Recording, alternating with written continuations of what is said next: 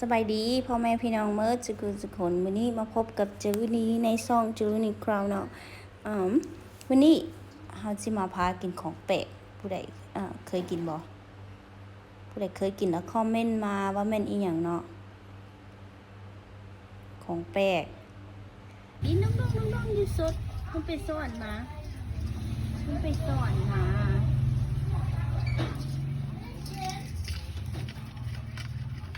ฮะ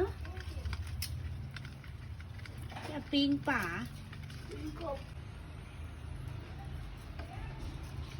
แมงอีดาไม่ได้เห็นเด่น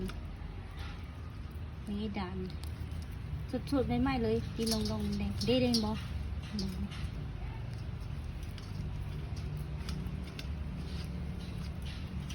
มันไปสอนมาให้สดๆใหม่ๆบ่ได้เป็นของเลี้ยงเล่นเยอะสวนมาแต่หนองแต่ภูโอ้เพิ่นไปสอนมาแต่ภู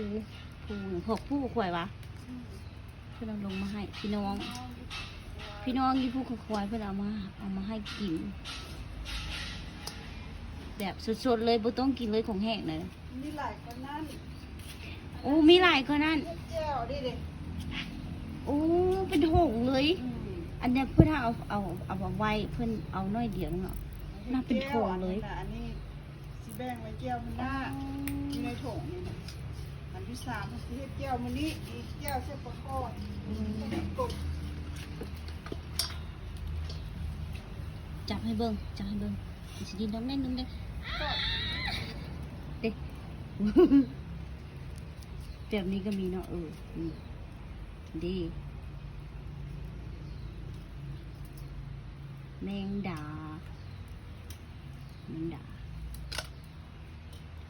จะมาเสียบเนาะเสียบแล้วก็ปิ้ง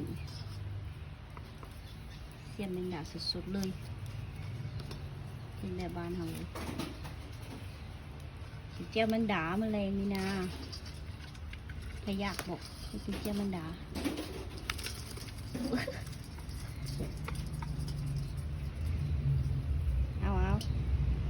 เอาสิมันเสียบเนาะเสียบแล้วใส่เบิ้ง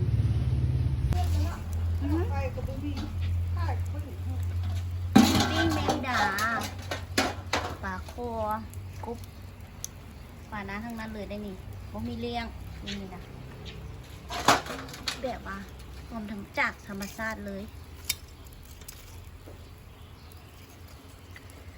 เนี่ยยังดีอยู่ตัวนั้น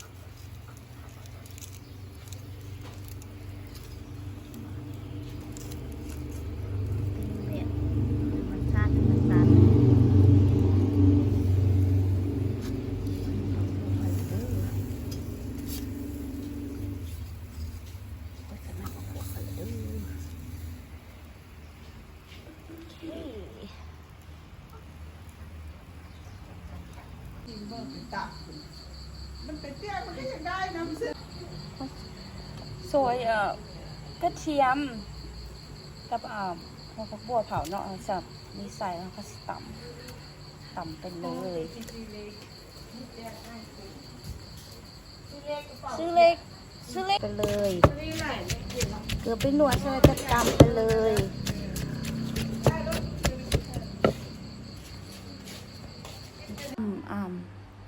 เครื่องแล้วเราก็ใส่แมงดาแล้วก็ใส่หัวกระเทียม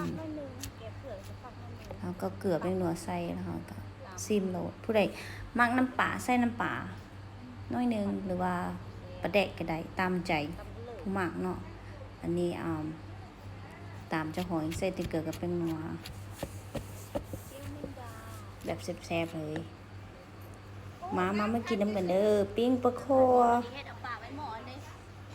แจ้วแมงดาใส่กบแดแจ้วแมงดาแดละได้ฟอยบ่กินกบก็เลยว่าบ่ได้ใส่กบของเราโอเคมีซุปผักคาซุปละเม็ดนะมีผักแล้วก็ผักคานะแจ้วแมงดาแบบแซ่บๆเลยแบบบ้านเฮามาเด้อปิ้งปลาคอใหญ่